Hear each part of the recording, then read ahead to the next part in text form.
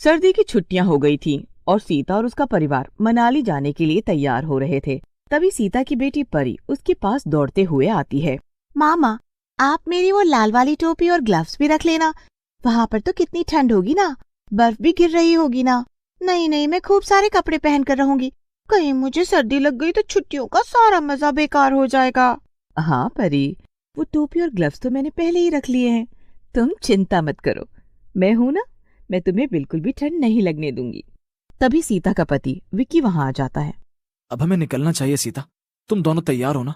हाँ, हम तैयार हैं। हमने सारा सामान भी रख लिया है। सीता जल्दी से सारा सामान पैक करके टैक्सी में रख देती है और तीनों रेलवे स्टेशन के लिए निकल जाते हैं। रेलवे स्टेशन पर पहुंचकर वो लोग मनाली जाने वाली ट्रेन में बैठ जाते हैं। ट्रेन में पूरा दिन बीत जाता है और रात होने लगती है, पर मनाली पहुंचने से पहले ही एक स्टेशन पर ट्रेन रुक जाती है। अरे ट्रेन यहाँ इतनी देर से क्यों रुकी हुई है? मुझे तो कुछ समझ नहीं आ रहा। सीता तुम यहीं रुको, मैं आगे जाकर ट्रेन के टीसी से पूछ कर आता हूँ। ठीक है, जल्दी आइएगा। विक्की टीसी के पास पता करने पहुंच जाता है। तब तक परी सीता से कहती है, माँ, अभी तो हम मनाली पहुँचे भी नहीं और यहाँ इतनी ठंड होने लगी। बाहर देखो ना, मुझे तो लग रहा है बर्फ भी गिरने वाली है। हाँ, मुझे भी यही लगता है परी। तभी विक्की वहां आ जाता है। उसे कुछ परेशान सा देखकर सीता उससे पूछती है, क्या हुआ, आप इतने परेशान क्यों लग रहे हैं जी? अरे सीता, परेशानी की ही बात है। आगे बर्फ पड़ने की वजह से ट्रेन यहीं रुकी हुई है और यह सुबह से पहले आगे नहीं बढ़ेगी। कुछ लोगों ने कहा है कि यहाँ से स्टेशन से बाहर निकलने के बाद हम एक कार रेंट पर ले सकते हैं। मनाली अब यहाँ से सिर्फ 1 घंटे की दूरी पर ही है, तो क्या कहती हो सीता, चलें? अगर सिर्फ 1 घंटे की बात है तो चलिए चलते हैं। कार रेंट पर लेना ही सही होगा। यहाँ ट्रेन में रात गुजारने से तो बेहतर ही होगा। विक्की, सीता और परी अपने सामान लेकर ट्रेन से उतर जाते हैं और स्टेशन से बाहर निकलकर वो एक कार रेंट पर ले लेते हैं और वो मनाली के लिए कार से ही निकल जाते हैं। वाह विक्की, ये कार तो काफी अच्छी है और हमें कितने सही दामों पर रेंट पर मिल गई है ना? हाँ, और जरा पीछे परी को देखो, वो तो थकान की वजह से कार में ही सो गई। दोनों हंसी खुशी बातें कर ही रहे थे कि तभी वहां पर बर्फ गिरने लगती है। धीमे धीमे बर्फ तेजी से गिरने लगती है। अरे विक्की, मुझे तो यहाँ पर हर तरफ अब सिर्फ बर्फ ही बर्फ दिख रही है। गाड़ी आगे चल भी पाएगी या नहीं? लगता तो नहीं सीता, एक तो इतना अंधेरा है और ऊपर से यहाँ आसपास कोई होटल तक दिखाई नहीं दे रहा। अब क्या करें हम? तभी सीता को थोड़ी दूर पर कुछ रोशनी दिखाई देती है। अरे विक्की, वो देखो, वो क्या है? मुझे वहां सामने थोड़ी रोशनी दिखाई दे रही है। थोड़ा आगे बढ़ो तो। थोड़ा आगे जाने पर विक्की और सीता देखते हैं कि रोशनी कहाँ से आ रही थी, तो वो दोनों हैरान रह जाते हैं। वहां पर एक बड़ा सा बर्फ का घर बना हुआ था।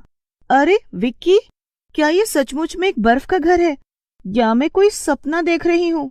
नहीं सीता, ये कोई सपना नहीं, ये सचमुच का बर्फ का घर है। ऐसे घरों के बारे में तो मैंने सिर्फ बचपन में किताबों में ही सुना था। हाँ, अरे इंग्लिश में क्या कहते हैं इन्हें? हाँ, इग्लू। हाँ हाँ, सही कहा तुमने। ऐसे बर्फ के घरों को तो इग्लू कहते हैं। और देखो, इसके अंदर से ही रोशनी आ रही है। शायद अंदर कोई है। परी को यहीं कार में सोने दो। चलो, हम चलकर पूछते हैं कि शायद हमें यहाँ रात गुजारने को मिल जाए। ठीक है, चलो चलकर पूछते हैं। विक्की और सीता गाड़ी से उतरते हैं और उस बर्फ के घर के पास जाने लगते हैं। वो घर के अंदर झांकते हैं और आवाज लगाते हैं, क्या यहाँ पर कोई है? क्या किसी को हमारी आवाज सुनाई दे रही है? तभी घर के अंदर से एक बूढ़ा आदमी और एक बूढ़ी औरत बाहर निकल कर आते हैं। जी, क्या काम है आपको? वो दरअसल हमें मनाली जाना है। तो आओ ना, हमने तो तुम्हें रोका नहीं। नहीं नहीं, वो बर्फ इतनी पड़ रही है कि अभी कार से आगे जाना मुश्किल है और यहाँ आसपास कोई होटल या घर भी नहीं है सिवाय आपके इस बर्फ के घर के। तो क्या हमें आज रात रुकने के लिए यहाँ सहारा मिल सकता है? तो बूढ़ा आदमी और बूढ़ी औरत एक दूसरे की तरफ देखकर अजीब तरीके से मुस्कुराते हैं और फिर वो बूढ़ा आदमी सीता की तरफ देखकर कहता है, जी जरूर, हमारा बर्फ का घर काफी बड़ा और खाली है। हम दोनों अकेले ही रहते हैं। आप आराम से यहाँ अपनी बेटी परी के साथ रुक सकते हैं। क्या? पर हमने तो आपको ये नहीं बताया कि हमारी बेटी भी हमारे साथ है और उसका नाम परी है।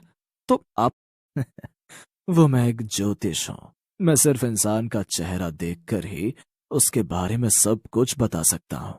क्योंकि तुम अभी अभी अपनी बेटी के बारे में सोच रहे थे, तो मुझे पता चल गया कि तुम्हारी बेटी भी तुम्हारे साथ है। ये सुनकर विक्की और सीता हैरान रह जाते हैं। हैरान होने की जरूरत नहीं है। आओ, अपनी बेटी और सामान को ले आओ। मैं तुम्हें कमरा दिखा दूं, तुम उसमें रह सकते हो। जी, ठीक है। सीता और विकी परी को उठाते हैं और सामान लेकर अपने कमरे में चले जाते हैं और अंदर से दरवाजा बंद कर देते हैं। वाह, ये घर तो सचमुच काफी गर्म है अंदर से, और कितना बड़ा भी है। ये दोनों बुड्ढा बुड्ढी तो यहाँ मजे से रहते होंगे। मम्मी, मुझे नींद आ रही है। हाँ परी, रुको, मैं अभी बिस्तर लगा देती हूँ। सीता एक चादर बिछा देती है। मुझे लगता है अब हमें सो जाना चाहिए। हम सुबह जल्दी ही मनाली के लिए निकल जाएंगे। क्यों विक्की? हाँ ठीक है सीता। इसके बाद तीनों सो जाते हैं। आधी रात को जब विक्की की आंख खुलती है तो वो देखता है कि सीता और परी दोनों ही अपनी जगह से गायब थे। विक्की जल्दी से उठ जाता है। अरे ये क्या, ये दोनों इतनी रात को कहाँ गायब हो गए? बाहर कितनी ठंड है और हम एक अनजान जगह पर हैं। अगर उन्हें कहीं जाना था तो कम से कम बताकर तो जाते। कि तभी उसकी नजर खिड़की पे पड़ती है।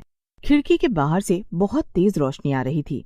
विक्की जाकर देखता है तो उसके होश उड़ जाते हैं। बाहर एक चुड़ैल और भूत खड़े थे और उन्होंने सीता और परी को एक मोटे डंडे से बांधकर लटका रखा था और नीचे आग जला रखी थी। विक्की देखता है कि वो दोनों भूत और चुड़ैल आपस में बातें कर रहे हैं। क्या बात है, आज कितने दिनों के बाद हम लजीज खाना खाएंगे। इतने दिनों से यहाँ पर बुढ़ा बुढ़ी का रूप बना कर रह रहे थे, लेकिन कोई भी हमारी जाल में फंस ही नहीं रहा था।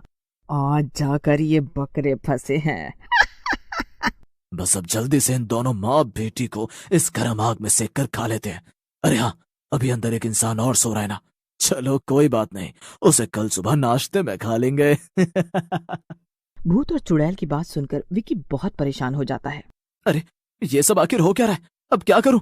कैसे बचाऊं मैं सीता और परी को? इन दोनों भूत और चुड़ैल ने तो मुझे बहुत बेवकूफ बनाया।